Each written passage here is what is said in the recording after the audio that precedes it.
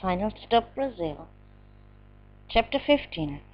18 years old and trapped as wife and mother. We were guests in the house of an old Irish lady, where Ian's father also lived for rent, in Brentwood, Essex, near London. I met some old friends of Ian, and they recalled on earlier youthful pranks such as walk or paki bashing. I asked Ian to explain to me what that meant, and he replied that walk is another word for nigger. That they meant with paki, Pakistanis, and bashing meant simply beating. "You fucking racists," I spat out in disgust, and left the pub where we had been sitting. Nevertheless, I continued to put on a good face, and we went to London to buy a fitting wedding dress for me. I was asked of what size would fit me. I didn't know anything of British sizes and looked helpless to Ian, who just shrugged his shoulders. The saleswoman estimated size 12. One more thing I had learned now. We went to several shops, and each time I was bursting out with pride, 12, before the question was even asked. In one store, though, the answer did not quite fit the question. In this case, in fact, the attendant had not asked for the clothing size, but for the month in which I was. I noticed my mistake by the odd glance of the attendant and the laughter of Ian. Only my parents, who did not understand a word of English, looked pretty stupid without knowing what was so funny. Ian turned out to be a lousy tour guide, because we lost our way in the London area bank, where there were nothing else besides, as the word suggests, banks. For hours we wandered around, hungry and thirsty, until we finally reverted to a normal quarter. There we invaded the first restaurant on the road, a Chinese restaurant. My parents had never before eaten Chinese. For me, the menu was a bit strange also, and I was urged to ask the waiter whether chow chow in our speak actually meant the dog. The waiter laughed. Ian turned red with embarrassment, and my parents wondered again what was so funny.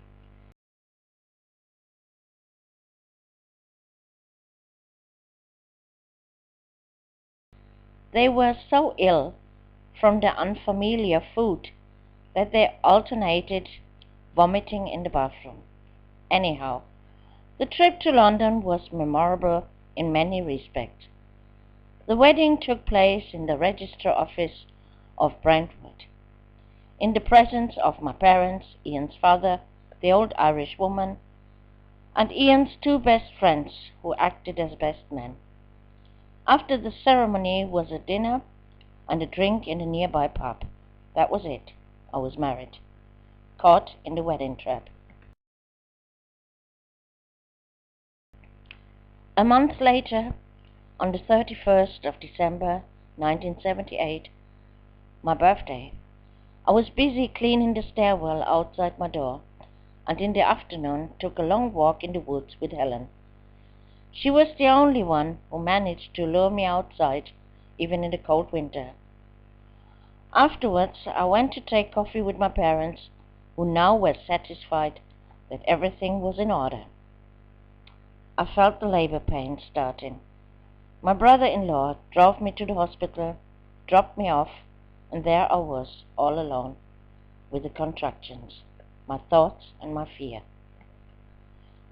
Although I was 18 years old on that day, but no one had ever prepared me for a birth. What I knew I had learned from magazines. Childbirth preparation classes at that time didn't exist yet in these small towns. Any emotional connection to the child in my belly I didn't have at all. The contractions were coming stronger and more frequent, and my water broke. Then things became complicated when the child turned and pointed now with its feet down. As time went on, my strength abated.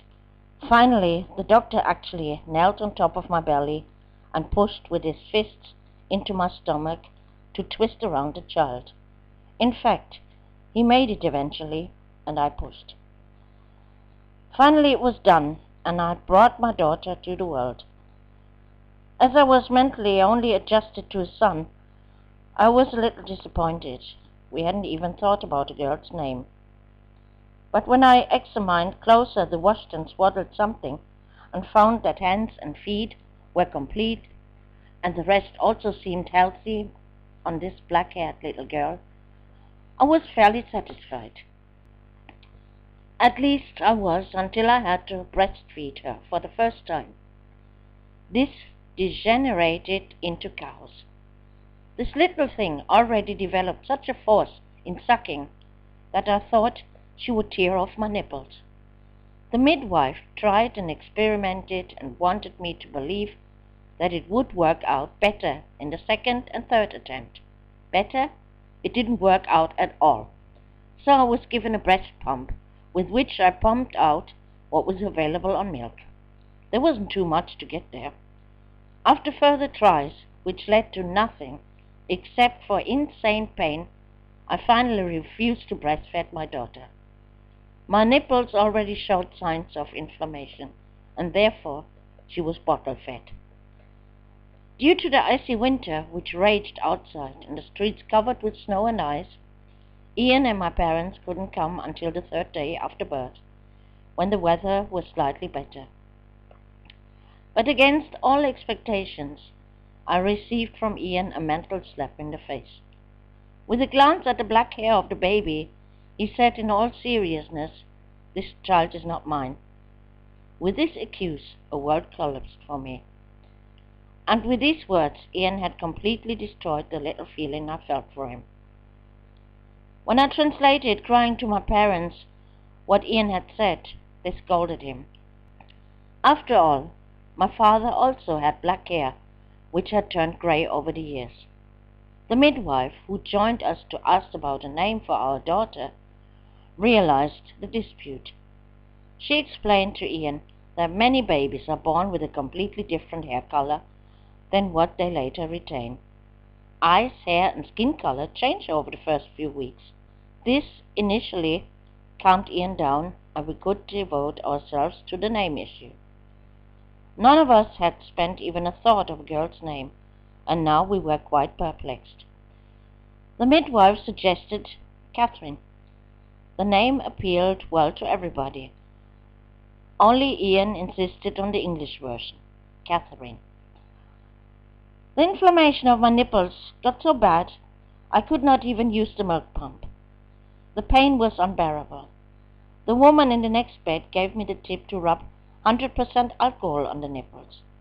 This I did immediately after my release, and believed to be burned alive. When my mother learned the reason for my pain, she found that, unlike me, very funny, but bought me in the pharmacy tablets to stop the milk. Thus, the problem was finally solved, and I felt better again soon. My problems were much larger, and from a totally different angle. Hardly had I arrived home when I fell into a deep postpartum depression. With a child, household, and food to cook for a man who came home every day now, I was completely unstrung, and it all grew over my head. I cared lovingly for Catherine, who was an unusually quiet baby and never cried at night. But since I had been reading something on sudden infant death syndrome somewhere in a magazine, I often stayed up all night to check if she was still breathing. Accordingly, I was tired in the morning and returned back to bed after Catherine's first bottle. From my mother, who now stopped by every day, I heard nothing but complaints. In her eyes, I just did everything wrong. She held it against me that I wouldn't let Catherine sleep when I played with her, although Catherine did not show the slightest signs of fatigue. The meals I cooked, I tried all sorts of new recipes, were uneatable for her. Well, not only for her. In this case, she was right. Most of the time, the prepared dinner ended up in the dustbin, and Ian bought us food from the snack bar. If my father come over sometimes and he took a look into my cooking pots, he muttered with a grin, "The poor boy," meaning Ian. After a few weeks' grace period, Ian claimed his marriage rights from me, but I just could not sleep with him. Not only I had no desire for it, no, the thought of it disgusted me. This increased the tension between us even more, and increasingly he turned his anger on Helen, whom he strangled and beat until she was bleeding heavily. Again and again I threw myself between them to defend my dog. At some point Ian was standing in front of me with a raised fist, stopped as if he wondered whether he should strike or not. "Beat me then, you cowardly bastard! Or can you just lay your hands on defenseless little dogs?" I provoked him. Helen was bleeding dreadfully from the mouth because he had punched her. In tears I wiped the blood off and yelled at Ian, "I hate you. Hopefully they are going to shoot you by accident on one of your exercises." Heartbroken, I made the decision to leave Helen with my parents. Since they thought so much of their son-in-law, I kept quiet about the true reason and simply explained that Helen and the child together were too much for me. Of course, I had to rehear allegations. "You want to have everything, and then you leave it to us." It was the same with Moritz the cat. Silently, I let this pass about me and was deeply sad. But Ian's behavior left me no other choice. I also felt lonely and missed my friends in Menden and the dance floor. I felt like a wild animal locked in a cage. My old friends, who lived in our town, came to see me still, but I didn't share my grief with anyone. Long time since I had regretted of having dropped myself into this marriage trap. My depression didn't get any better, even when we moved to a large army home in Menden. I didn't care for anything. It was Ian who chose the furniture for the living room, a big and ugly green sofa set and a brown ugly living room cabinet. To pay for the furniture, we took out a bank loan. Without any interest, I made my signature. It changed absolutely nothing between us. I continued with my rejection toward him. The only change taking place was with my mother, who now, at the age of 48 years, started to make her driving license. Her goal, to follow us up to Menden. On the second attempt, she even passed the test. Then she complained to my father. By now she had stopped working, so much until he bought her a used yellow Volkswagen Beetle, a foolproof car, because with a semi-automatic this car had only 2 gears, the forward and the reverse, however. In reverse order to normal cars. This needed a bit of getting used to for some people. Therefore Carmen, who wanted to try the car, rammed at full speed into the car parked behind her. That was just one of many minor accidents that followed, and for which my father always had to dig deep into his pocket. My mother usually riveted everything that stood in her way. She even managed to look behind her in the middle of a bend because the purchased apples were rolling back and forth. She rushed through a fence, riveted a few small trees, but fortunately halted just in front of the church door instead of racing inside with the car and all. Despite everything, my mother did not let anybody stop her from coming to Menden once or twice a week with her postcode, which really bugged me. Every time she began roaming around through my cabinets, intending to tidy up. Afterwards, we couldn't find anything. The only solution was when I recalled where my mother stored her things in her household. At exactly the same spot we then found our belongings. Catherine made me pass a severe test of patience, because she refused to eat and was already underweight. One day, Ian lost control and gave Catherine a slap, because she was refusing her food. Spontaneously, I grabbed a large carving knife and threatened Ian hatefully, "If you beat the child one more time, I'll kill you." He knew at that moment that I was serious, and never did it again. On the advice of the British pediatrician, I invited always a few children from the neighbourhood at each meal, and behold, in the company of other children, Catherine would eat. Again and again, Ian tried to approach me in every possible way. He even came with me to the Baltic Sea, so I could see my grandma once again. I proudly presented her great-granddaughter. What my grandmother thought of Ian, she did not express to me, or show in any way. Ian brought me flowers or other gifts, and when I decided to get the driving license, he supported me and left the car to be available for me.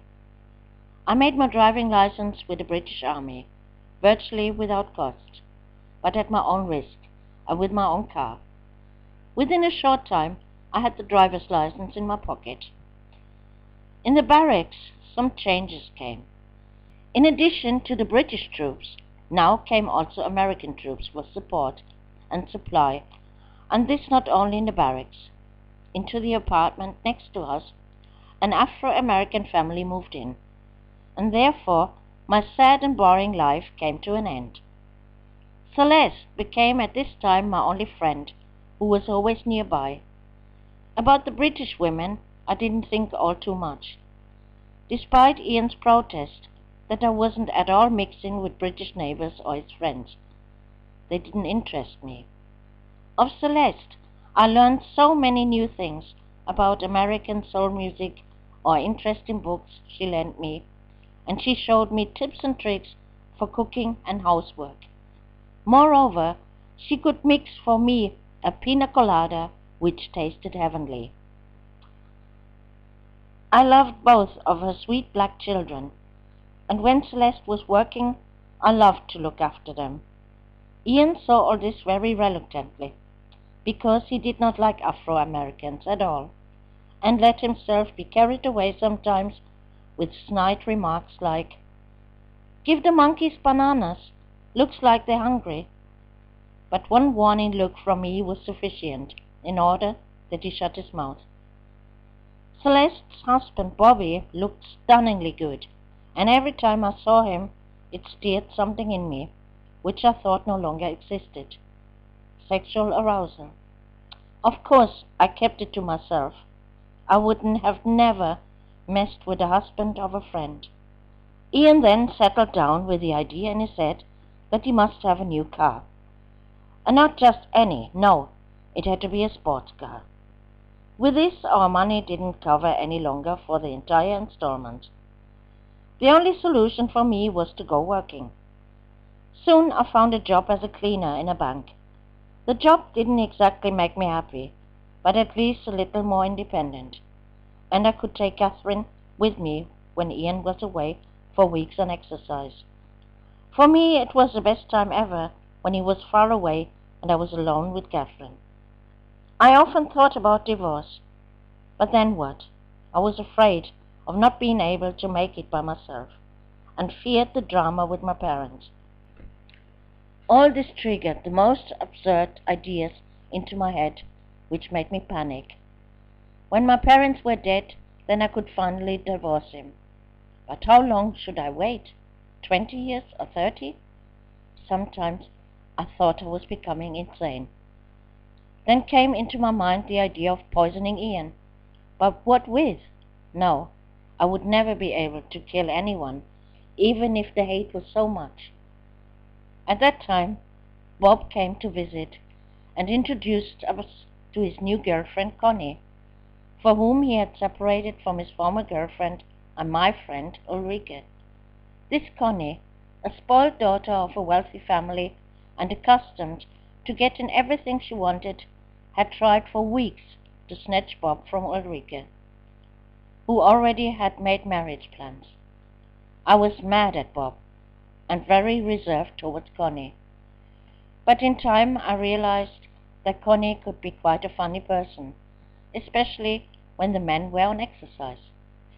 Secretly, I began, together with Connie, to go out again. Connie knew all the noble discourse in the surrounding towns, and we drove each week from Thursday to Sunday to another nightclub, danced until the sweat ran off our faces, messing up the makeup, and our hair was soaking wet. It was all harmless, but I knew if Ian would find out, he would freak out. One Saturday night, we drove to the neighboring town Iserlohn, in the disco sound.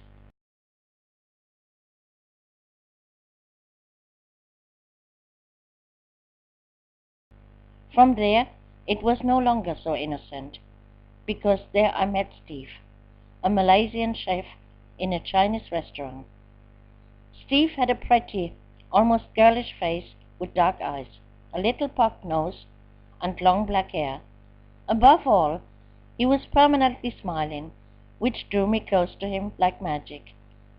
And when we danced together, I realized that I definitely wanted to see Steve again.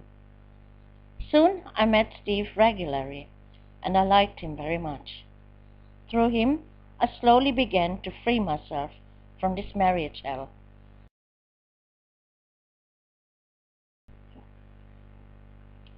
Ian, of course, noticed that I changed because I was much more relaxed, with my thoughts sometimes far away, smiling dreamily to myself, and began again to pay more attention to my appearance, like buying new clothes more often.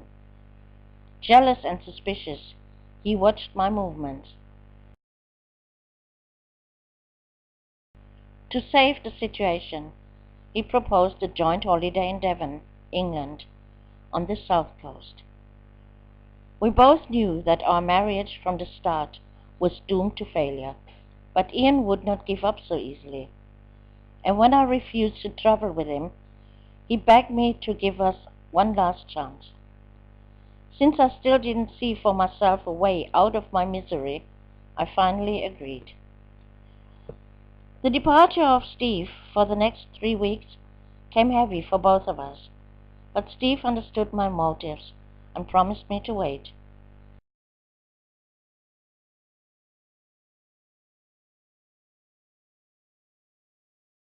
Against all expectations, it became a lovely holiday in a very hot summer on the famous coastline of Devon with the red sand. The sea was pleasantly warm, as it is warmed up on this coast by the Gulf Stream. We were guests in the home of Ian's brother and his wife, whom I met first here. Their 2 daughters were almost the same age as Catherine, which in fact was also very nice for her to find in the 2 girls wonderful playmates. In addition to our beach courses, we made many trips, so I could appreciate this beautiful landscape.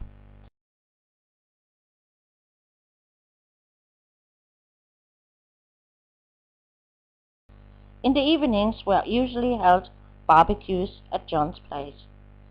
Tanned and relaxed, I almost retrieved back my spirits and humor and joined in with the folks.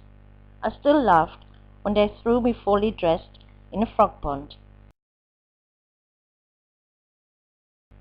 Only Ian did not laugh, because what he had planned didn't work out. I still wouldn't let him touch me. But he was watching me all the more intensely, and gave me a terrible scene when I was one evening talking to a Dutchman for a long time. On the way back home, fell between us for the first time the word divorce. But Ian was dead set against it. He asked coldly, "You don't seriously think that I've lived the whole time as a monk, right? What I need, I'll get somewhere else. But I want us to keep the family together for Catherine. Everything remains as it is, because I don't think that your parents would help you if you want a divorce." So that's how it was. He took for himself what he wanted, and only I should remain locked in a cage. Increasingly, I took Catherine with me and spent the weekends at Connie's parents'. If I had the car, then I went all the way from Ham, where Connie lived, back to Iserlohn, in order to meet Steve. My affair with him was already going on a few months when he told me he would have to return home to Malaysia. His father was terminally ill. On the day of his departure, I brought him with his luggage to the station. "Are you coming back?" I wanted to know. He promised to return. Only when, this he couldn't tell me. To my dismay, Celeste told me tearfully one day that she would go back to the States. Bobby was cheating on her, and she would not accept it under any circumstances, just like that. I tried to convince her not to leave, that the children loved and needed their father. She couldn't do this, to take away the children from their father, but Celeste insisted that the children would be happier alone with her than with disputing parents. That made sense to me, and I couldn't say anything against this. Somehow, the same counted for me and Catherine. One evening, I came back from work in the bank, pushing Catherine in her buggy, and was about to unlock the door when it was thrown open from the inside. Ian took Catherine out of my arms, put her down, and gave me a slap in the face that almost knocked me over. A moment later, I learned why. Bob and Connie were visiting, and she had, without intention, given away word. So now Ian knew that I secretly went out with Connie. I sat Catherine down in her crib when Connie came into the room. "I'm sorry. It really wasn't my intention," she apologized. Calmly, I packed my things, and Catherine's, without answering her. Irritated, Connie asked, "Where are you going?" I just shrugged my shoulders. Connie offered me to come home with her. At this, Ian walked into the room, and when he noticed what I was doing, he had another go at me. But Bob, who had followed him, held him tight, and Connie spoke to him reassuringly. It would be best if we were separated for a few days. For me, it would not only be a few days. This was the end. No one would ever beat me again. A few days I stayed with Catherine in the home of Connie's parents. Ian always called and begged us to return, but my decision stood, and this with all the consequences. I returned to my parents and had to listen every day to allegations. For them, I was the only culprit for the failure of this marriage. Not once it came to their mind that this marriage never functioned right from the beginning, and that it was their mistake of forcing me into it. It was a terrible situation to live with Catherine together under one roof with my parents in the small two-room flat, and on top of everything else, to be financially dependent on them. I could not afford to open my mouth and say something, so at first I swallowed it all. But that was still better than to live together with Ian, and his smashed up plates against the wall I had to scratch off again, and endure his endless threats, his jealousy, and searching my things. My friends were honestly delighted to have me back again in their midst. Also, Kitty and Margaret had visited me in Menden.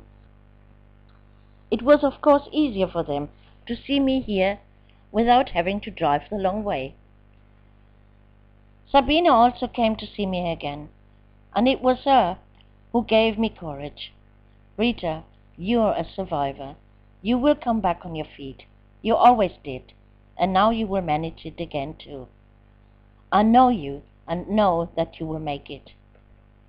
Margaret picked us up regularly to take us to the farm where she had her horse. This was good fun, especially for Kathy. I went to register Kathy in the kindergarten, because in our district there were no playgrounds or children in her age she could play with. My father, who was anxious that I didn't go to the welfare office, spoke with his boss. He was willing to give me a job on one of the machines at the factory. At first I was horrified. Me in a factory? And in fact it was a big change for me. 5 o'clock in the morning I got up, showered, took my coffee in a hurry, to walk the way of about 15 minutes to the factory, where the work began at 6 o'clock. Until 14 hours I was sitting every day at a metal punch and became more dissatisfied with every day. As for me, however, it was a little consolation that I was earning the high wages by piecework. 1,700 German marks in 1981 was a lot of money. That way, I managed pretty quickly to find for me and Kathy a new home of ourselves. Also, the flat was just a street away from my parents, in the desolate area where houses and apartments were all the same. But at least now I no longer lived under the same roof with my parents and was no longer depending on them. As long as I stayed with them, they had in fact made problems even the few times I was going out with Margaret. My parents loaned me the money for new furniture. Of this, however, they reminded me at every opportunity, so it was almost holy to me to repay every month 200 marks to them until I was even with them. I didn't want anything from them, and despite the recurring cost, like 300 marks for rent, heating, water, and phone, still left me plenty of money to buy clothes for me and Kathy and provide us with other extravagances. Together with Margaret, I took one of the first aerobic classes, bought a new large color television and a stylish stereo system. But one thing I couldn't do. If I asked my parents to take care of Kathy, if I wanted to go out on Saturday nights, I got the answer, "You are a mother and don't have to go out." Instead, I asked my neighbor if she would look after Kathy, and she agreed. Together with Margaret, I returned after a long time to the city which still drew me close, Menden. I missed the clubs there and the international flair of the British and American soldiers. The disco where it all began and where I had met my friends from Menden, Jeff and Ian, didn't exist anymore. A new disco had been opened with black music at its best and a very nice ambience. I was dancing on the floor, good-humored and feeling free, being well aware that the guys standing around were watching me. Then something happened that changed my whole life and would influence me forever.